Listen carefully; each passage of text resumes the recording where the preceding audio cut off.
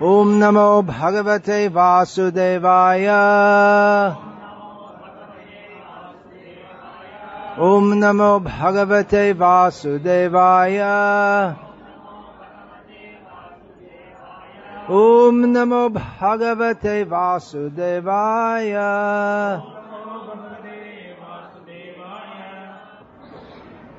This is an initiation ceremony, something which is central to Vedic culture and practically an anathema, or something which is not at all liked in Western culture.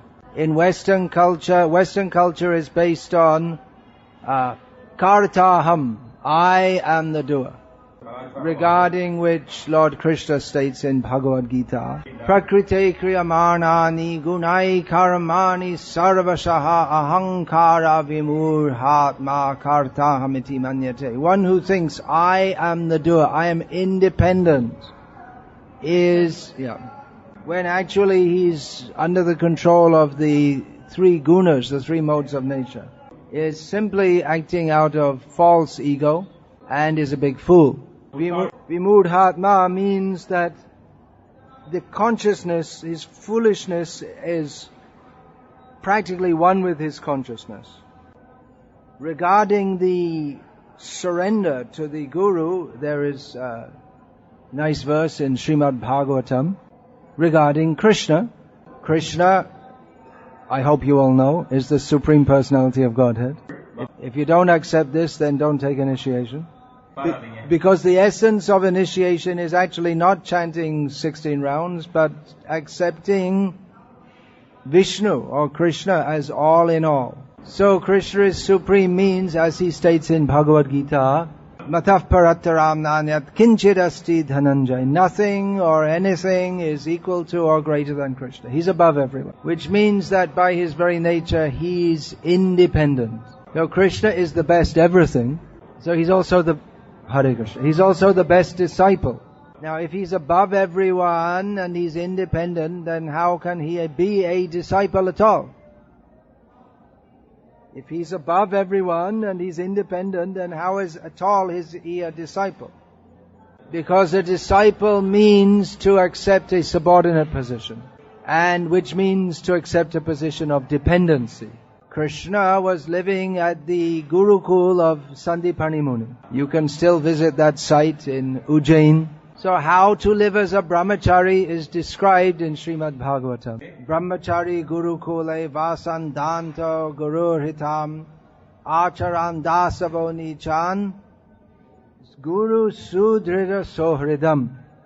The brahmachari should live in the Gurukul, and he should control his senses. He should act always for the benefit of the Guru, taking the position of a menial servant and having firm trust and love for his Guru. So Krishna did this, even though he's the supreme.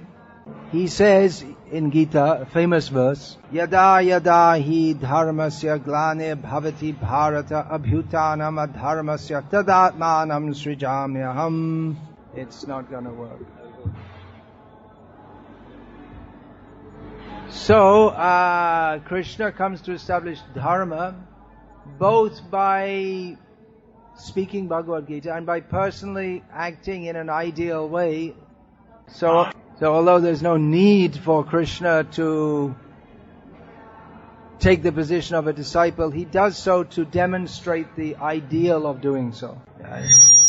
Although of course Krishna is the Guru of everyone. Vasudeva Sutang Devam Kamsa Chanuram Madaram Devaki Paramanandam Krishnam Vande Jagat Gurum.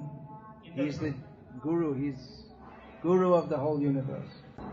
So, the narration is there that Krishna, one of his compatriot students was Sudama. Somehow or other in Tamil is known as Kuchela, different name. I don't know, maybe that one. Anyway. Once they went out to collect firewood, and in the forest they got caught by a terrific storm, so they couldn't get back to the Gurukul, and they had to shiver all night in the forest. And in the morning, the Guru Sandipani with some of the disciples went to search for them. So when they found them, Sandipani Muni expressed much gratefulness or appreciation of their shishyatva, their discipleship. And he spoke this verse, Etadeva hi satchishayar kartavyam guru nishkritam tadvaivi shuddha bhavena sarvarthatmatmanam guru. The meaning of which is that this indeed is the proper conduct of a genuine disciple in discharging his duty towards his guru, that he offers everything he has and his very self unto the guru in pure consciousness. So what does this mean, to offer oneself to the guru? It seems like one is becoming a slave. So that is a fact. But the guru himself is a slave. He is a slave to his guru, and his guru is a slave to his guru. And in this way it goes all the way up to Krishna. He's the only one who's not a slave.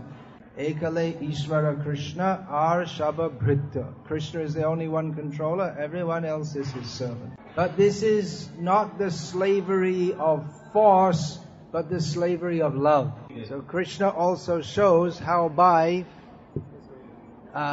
offering oneself to one's guru in love, one does not lose anything, one gains everything. In this material world, kartaham, we think I am doing everything.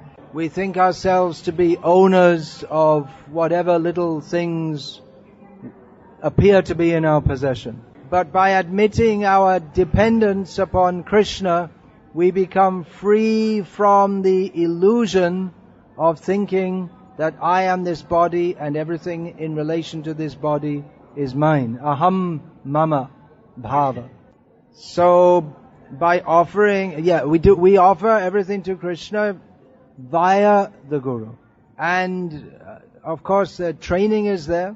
We may offer everything to the Guru, but still we have so many sanskaras or bad thoughts within our consciousness. So Diksha is another kind of samskara by which the kusanskaras, the bad impressions in our consciousness, is removed. What is that? Divyam jnanam yato dadyat purva papasya sangshayam. What's the next line? Guru deshikais tattva govid. Esha diksha iti prokta deshikais tattva kovidai. According to the learned, Diksha is that process by which one attains spiritual knowledge and one is freed from the reactions of previous sinful activity. Tasmat Diksha iti prokta.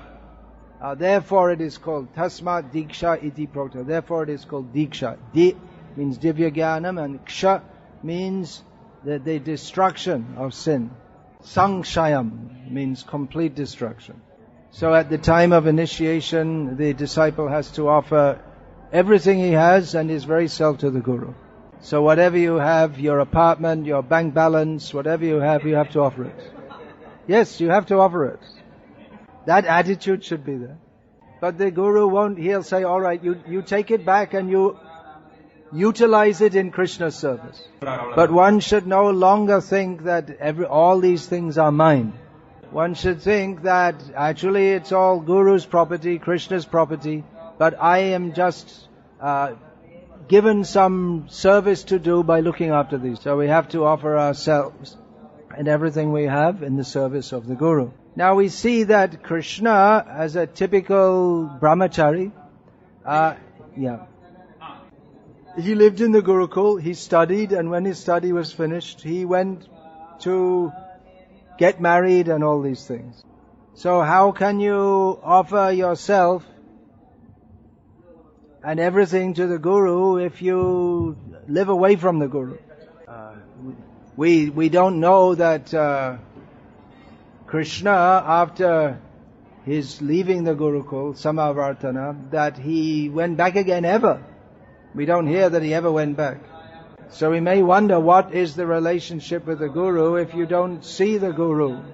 Now, of course, in Vedic culture, Guru is not only one. In one sense, Guru is one, in as much as everyone in the role of Guru should teach the same one truth. But apart from Diksha Guru, there may be many Gurus. The parents, they are the first Gurus. Specifically, it's stated in Shastra that the first Guru is the mother, and the Brahmanas, they are all Gurus. So, it's not that one is without Gurus, although one may not see the Diksha Guru very much. This is applicable in the modern context also. We don't live in Brahminical culture, so there aren't Brahmins to give guidance locally in most situations. But by the grace of modern technology, you can also have printed books which give instructions. Especially we recommend and instruct all disciples and everyone else to read Srila Prabhupada's books. And in pursuance of Srila Prabhupada's teachings and his instructions for sannyasis to write, I'm also writing books. So you can also read my books. Especially that Beginner's Guide to Krishna Consciousness is very important for beginners. And Chaitanya Mahaprabhu book you can read to get some introduction to who is Chaitanya Mahaprabhu. So also by the grace of modern technology you can listen to Srila Prabhupada's lectures. Even though Srila Prabhupada isn't personally present, there are many of his lectures which we can hear, and you can also hear my lectures. And I regularly hold conclaves or get-togethers of my disciples in various places in India. The next one is scheduled for the beginning of May in Rishikesh. So I would invite my disciples to attend that also. And the next one after that would be in Govardhan in Kartik. So you can keep in contact in this way. And take these instructions and apply them in your life. Srila Prabhupada writes in one of his purports that the Guru is not so much satisfied when the disciple brings a lot of money, but he's more satisfied, fully satisfied, when he sees that the disciple is making actual progress in Krishna consciousness. So please be ideal devotees. I have a reputation of being strict, but my outlook is that if we're going to take to Krishna consciousness, we should take to it with full heart and soul. You can't make proper progress. We can't make proper progress if we're still trying to enjoy this material world, unless we take Krishna consciousness very seriously. Therefore, sarvart atmapanam guru. Everything we have, the very meaning of our life and our very self, we should offer in service to Guru. Okay, that's all I'll say now. It's a very big topic. So Diksha doesn't mean a one-time ceremony, but you go on hearing and practicing on and on and on. Okay, so now you can speak.